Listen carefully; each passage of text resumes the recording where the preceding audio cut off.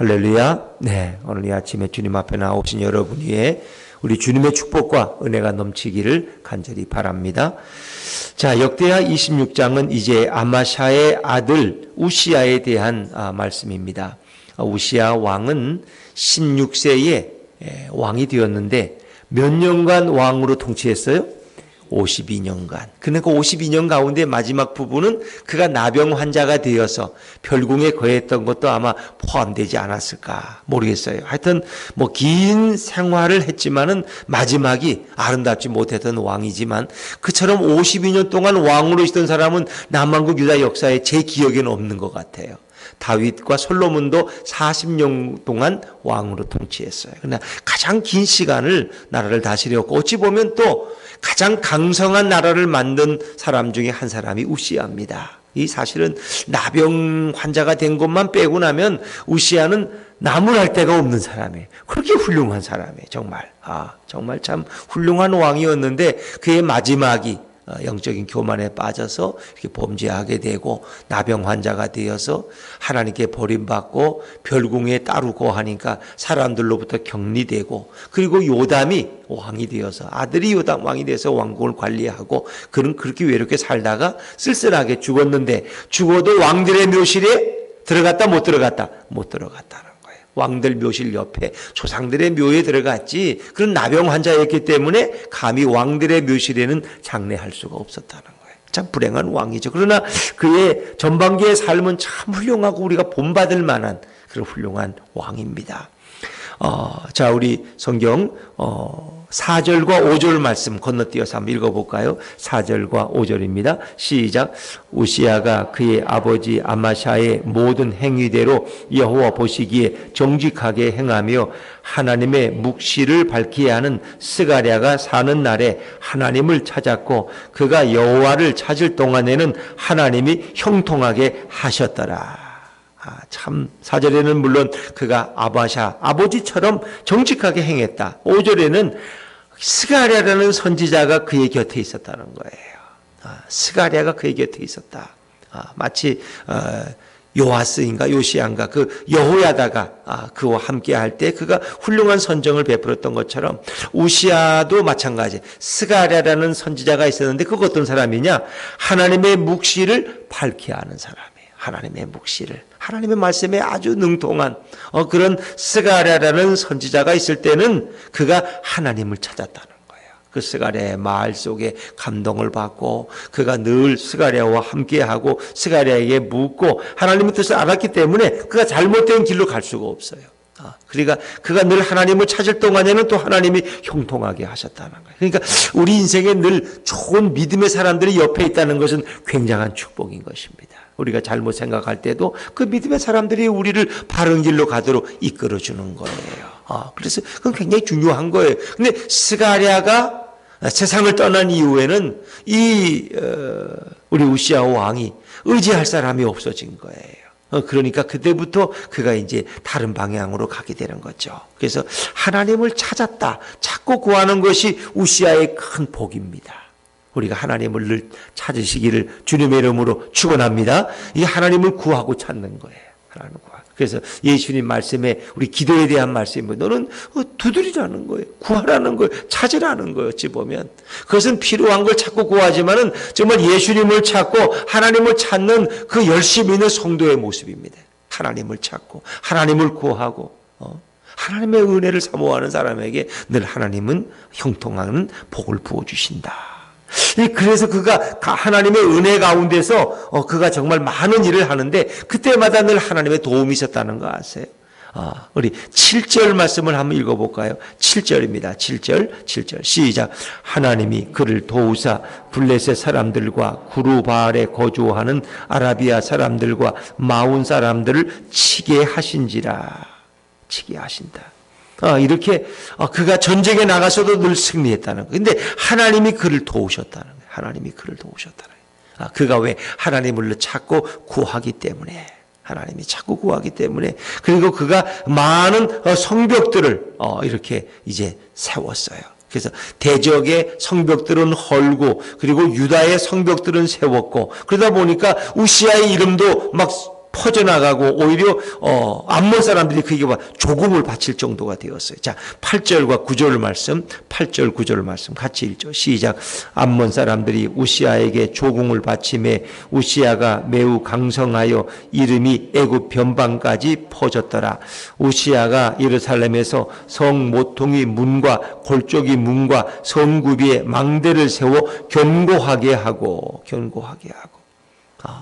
그가 6절에도 보면은 대적의 성은 허물고 유다의 성벽은 많이 건축했어요.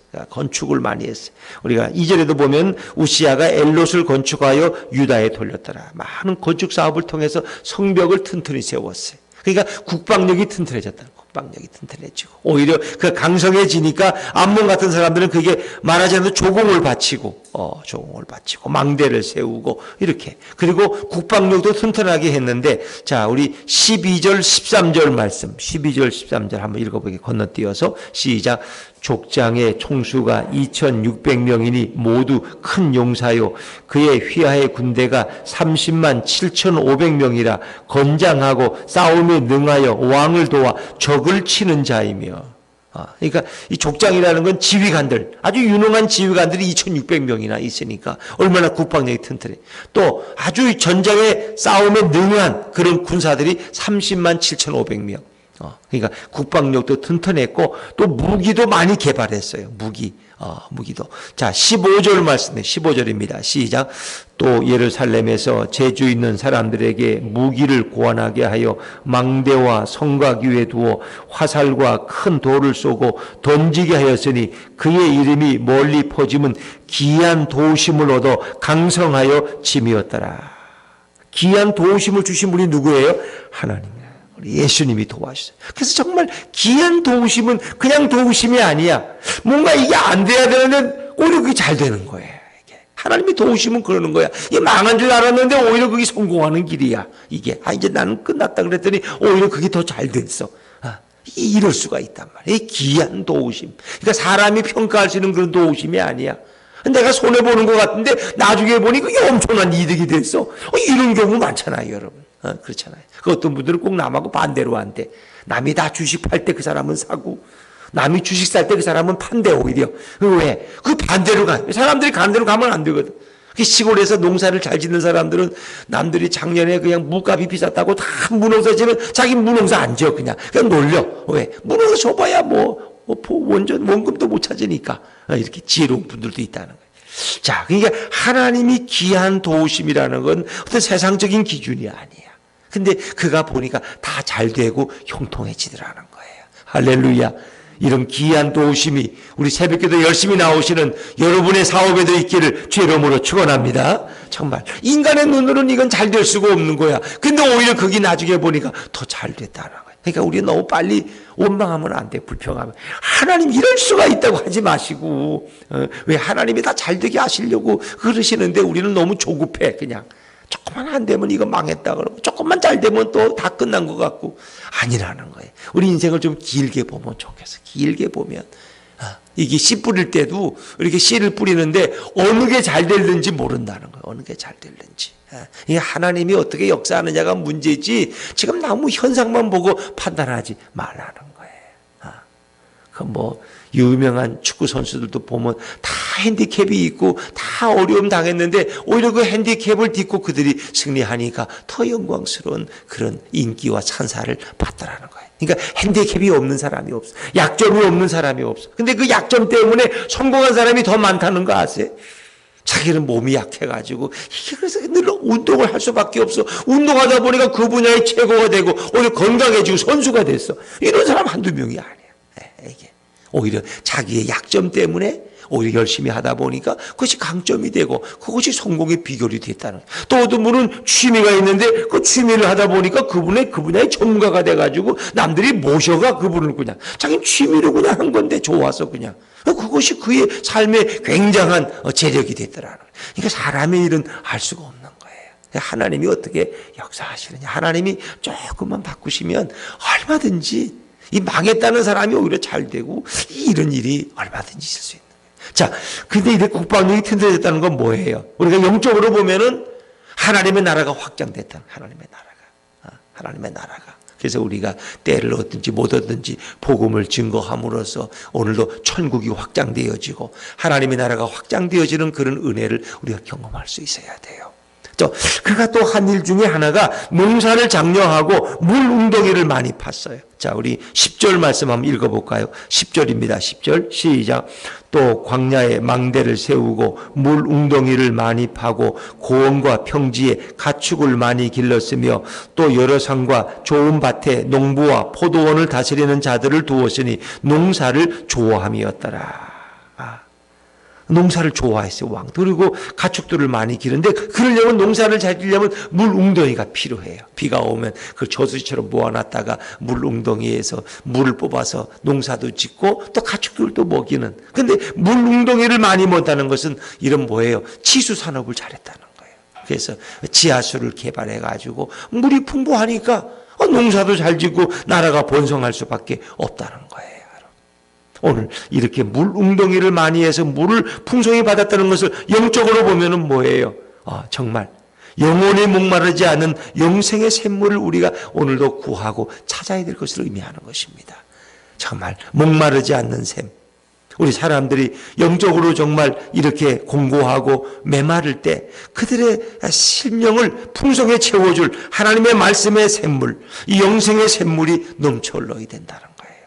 오늘 예수님께서 뭐라 그랬어요? 요한복음 7장 38절에 보니까 당신의 배에 생수의 강이 넘칠 것이다. 오늘도 우리가 이 메마른 세상 가운데서 하나님의 말씀의 샘을 개발하고 하나님의 말씀으로 우리의 영혼이 풍성함을 입을 때 그게 부요함이고 잘 되는 것이에요. 왜? 세상은 너무 물질적으로 하니까 영적인 이제 사람들이 관심이 없어져. 영적인 관심이. 교회라는 건 그냥 믿던 사람들이 그냥 습관적으로 가는 것이지 그렇게 막 갈급해서 하나님 말씀이 없으면 나는 어렵다고 난 살 수가 없다고 이렇게 고백하는 사람들 별로 많지가 않아요. 그래서 우리가 늘 이렇게 샘물을 파는 신령한 생수를 기어오르는 그래서 늘 말씀을 사모하고 기도하고 하나님을 찾는 이런 것들이 너무 중요하다는 거예요. 왜? 그 시대는 그것이 물웅덩이지만 오늘 이 시대를 보면 그건 영적으로 충분히 우리가 늘 생수에 우리의 뿌리를 두고 살아가는 그런 인생이 되어야 되겠다 하는 것을 우리가 느낄 수 있는 거죠. 자, 이런 여러 면에서 보면 참 우시아의 정책도 훌륭했고 그가 훌륭한 왕이었어요. 근데 이제 문제는 강성할 때 그가 교만이 찾아왔고 그가 범죄하게 되었다는 거예요. 이것이 참 그의 후기의 불행한 모습인데 그러나 우리가 이것을 거울로 삼아야죠. 16절 말씀입니다. 16절 시작. 그가 강성하여 짐에 그의 마음이 교만하여 악을 행하여 곧 여호와의 성전에 들어가서 향단에 분향하려 한지라. 아멘. 강성할 때 마음이 교만해지고 그리고 악을 행했다. 여호와께 범죄했다. 근데 우리가 이제 이걸 다른 왕들과는 좀 다르게 봐야 돼. 북이스라엘의 왕들은 다 그들의 범죄는 한결같이 하나님을 버리고 우상 숭배하는 거예요. 우상에게 분향하고. 그런데 오늘 이 후시아의 죄는 좀 달라요. 그건 뭐냐? 직접 자신이 성전에 들어가서 하나님의 제단에서 향단에 분향하려는 거예요. 향단에 분향하는 건 누가 해야 돼요? 제사장이 하는 거예요. 제사장이. 이건 아론 자손 후손 가운데 성별된 제사장들이 하는 일이지 왕이 할 일이 아니라는 것입니다. 그러면 우시아가 왜 경우가 없느냐, 지식이 없느냐, 이걸 몰라서 그랬겠느냐? 아니라는 것입니다.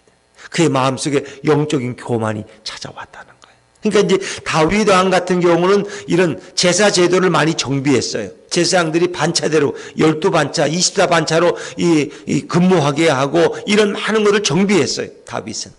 그래서 다윗은 그 당시에 거의 하나님이 택하신 종이었기 때문에 거의 그런 바른 제사장처럼 또 이렇게 행동도 했어요.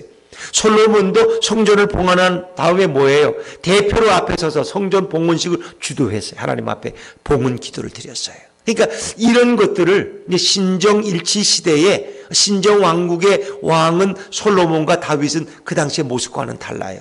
근데 이제 우시아도 자기도 이 다윗 시대 전 나라가 부강하고 내가 다윗 왕보다 못할 게 뭐 있냐? 나도 제사를 집례하고. 근데 다윗이 제사를 집례한 적은 없어요. 그냥 제사 제도를 정비하고 제사장들이 잘 하나님을 섬기고 예배하도록 도와주었고 서포트했지 자기가 직접 제사를 드린 적은 없어요. 근데 그걸 오해한 거예요. 그래가지고 나 같은 우시야 정도는 직접 가서 제사장처럼 분향해도 하나님이 나를 기뻐하시는데, 하나님이 나를 이렇게 축복하시는데 뭐가 문제냐? 그래서 직접 성전에 들어가서 그가 향단에 분향을 하려고, 향을 피우려고 한 거예요. 그러니까 제사장 아사랴가 깜짝 놀라가지고 용맹한 제사장 80명을 데리고 가서 왕을 그러시면 안 됩니다. 이건 하나님이 기뻐하지 않습니다. 이건 왕이 하실 일이 아니라 이건 성별된 아론의 후손 제사장들이 할 일이지, 이건 왕이 할 일이 아닙니다.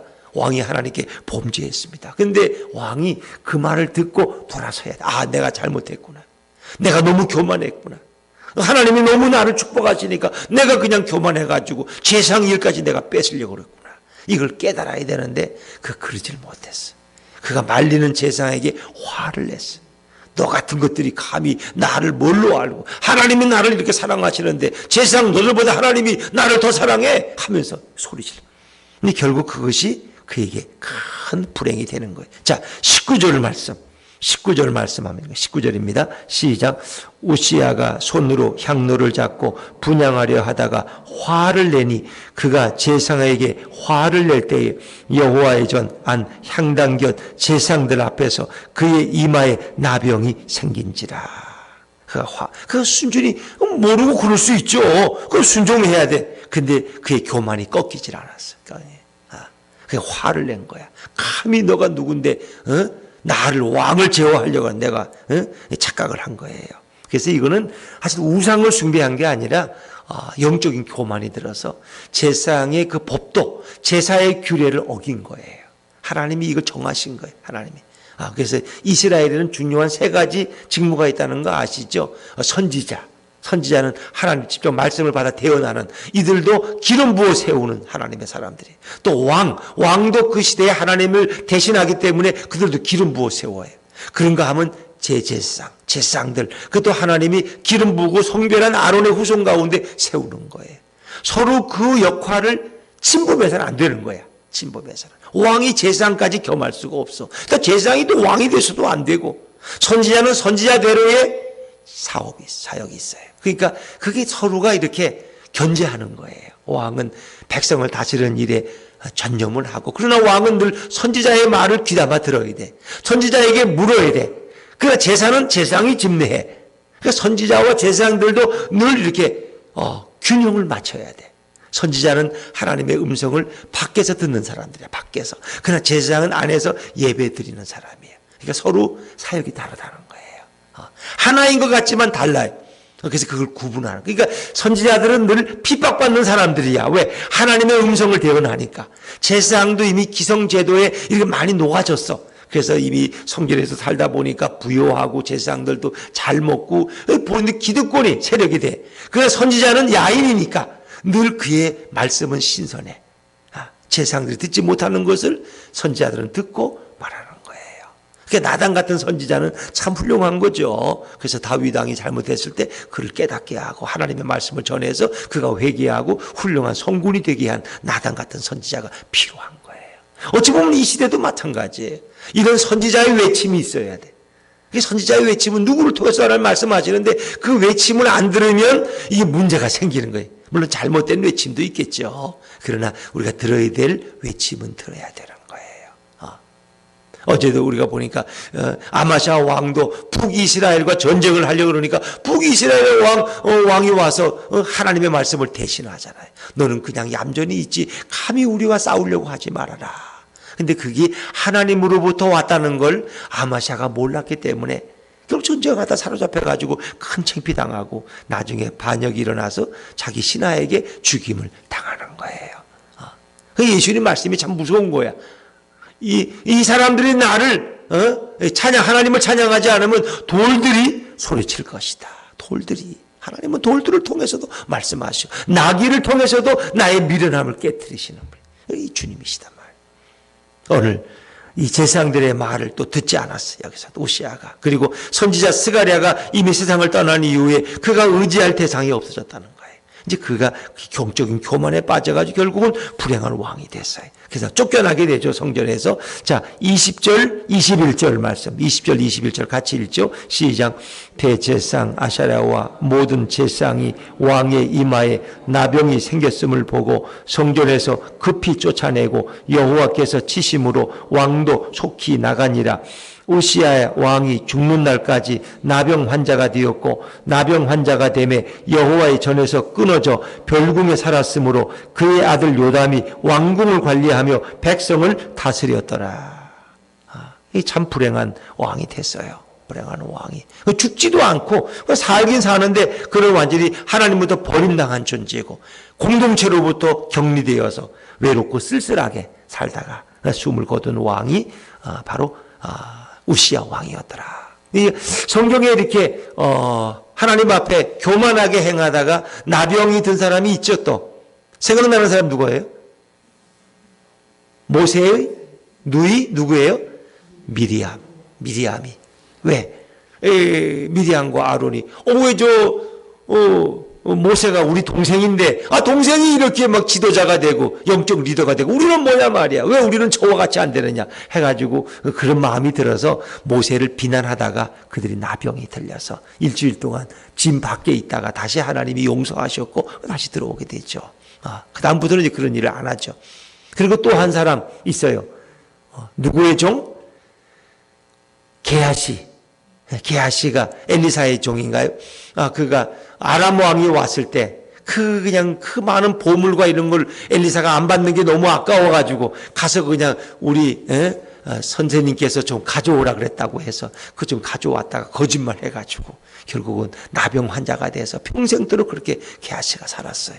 그러니까 하나님 앞에서 자기가 해야 될 일이 있고 안 할 일이 있는데 교만함이 들었을 때 결국은 나병이라는 게 이제 하나님의 경고죠. 하나님의 경고. 그래서 우시야는 참 그가 스가랴와 동행할 때는 훌륭한 왕이었지만 스가랴와 동행하기를 포기했을 때 결국은 그의 곁에 이런 영적인 선지자들이 없어졌을 때 그가 결국 영적 교만에 빠지게 되었다 하는 거죠. 결국 어찌 보면 스가랴라는 사람의 역할은 우리 예수님과 동행하는 거예요. 마치 이게 요시야가 여호야다와 동행할 때 그가 훌륭한 왕이 되고 또 오늘 마찬가지 우시야가 스가랴 선지자와 동행할 때 그가 훌륭하게 되고 하나님을 찾고 형통하게 되고 강성하게 된다. 날마다 예수님과 동행하는 인생이 가장 아름다운 인생이에요. 근데 영적인 교만 우리가 우상을 숭배하든가 뭐 이런 걸 하지 않지만 우리 영적인 교만에 대해서 질서를 깨트리든가 하나님의 말씀을 어길 때 그것도 무서운 죄가 될 수 있다는 거예요. 늘 우리는 정말 예수님과 동행하는 그런 겸손함을 가지고 우리 주님께 영광 돌리는 하나님의 사람들 다 되시기를 주의 이름으로 축원합니다.